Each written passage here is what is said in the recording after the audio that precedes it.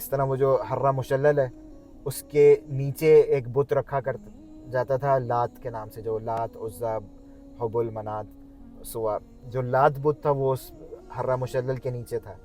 قبیلہ خزرج، اوس، بنی غفار جو آتے تھے یثرب سے، وہ پہلے اس کا طواف کرتے تھے پھر مکہ. اس طرح حج کرنے کے بعد وہ واپس ادھر آتے تھے اور اس کا طواف کر کے پھر اپنے بال کاٹتے تھے. یعنی وہ صفا مروہ کے بعد ہیئر کٹ نہیں کرتے تھے، پھر آگے سے یہاں سے مدینہ کی طرف جاتے تھے. تو ان میں سے ابو ذر غفاری تھے. وہ ایک دفعہ اپنے قبیلے کے ساتھ، بنی غفار کے ساتھ ادھر پہنچے تو ادھر جو بت تھا لات، اس کے پاس وہ رات کے ٹائم جب بیٹھے ہوئے تھے تو ایک ڈاگ یا کتا آیا، اس نے آ کے اس پہ پیشاب کر دیا تھا. تو وہ دیکھ کے ان کو ہوا کہ اگر یہ رب ہوتا ہمارا تو ایک ناپاک چیز نے آ کے اس پہ پیشاب کیا اور وہ کچھ بھی نہیں کر سکا. تو وہ ان کے دل میں ایک چیز تھی کہ یہ رب نہیں ہے.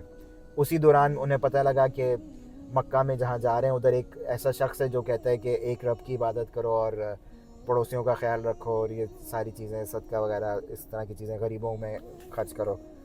تو وہ چیز ابو ذر غفاری میں نیچرلی چیز تھی کہ وہ بتوں کی عبادت نہیں کرتے تھے. تو ان کو یہ چیز اور اٹریکٹ ہوئی کہ یہ شخص تو وہی چیزیں کہہ رہا ہے جو میں کرتا ہوں.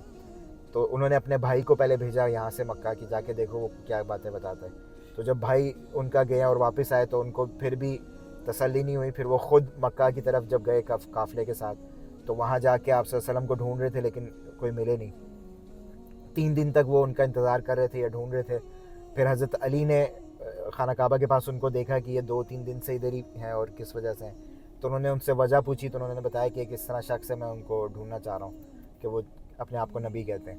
تو حضرت علی پھر ان کو لے کے حضور صلی اللہ علیہ وسلم کے پاس گئے اور پھر وہاں حضور صلی اللہ علیہ وسلم نے ان کو یا تو آخری 3 صورتیں تھیں یا چوتھا کلمہ تھا لا الہ الا اللہ وحدہ لا شریک لہ، اس طرح کی چیزیں اور بتائیں کہ اسلام میں رشتہ داروں سے صلح رحمی کرنی اور یہ ساری چیزیں.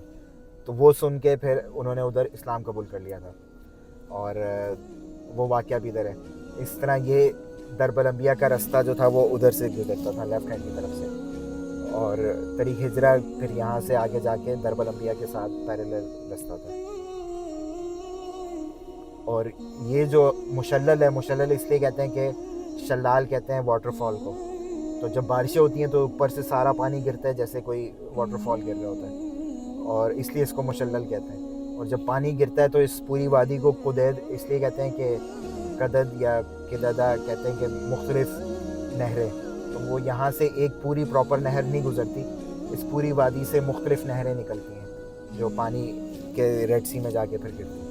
تو اس لیے اس کو وادی قدید کہتے ہیں کہ ایک پراپر نہر نہیں ہے لیکن مختلف نہریں نکلتی ہیں اس وادی سے.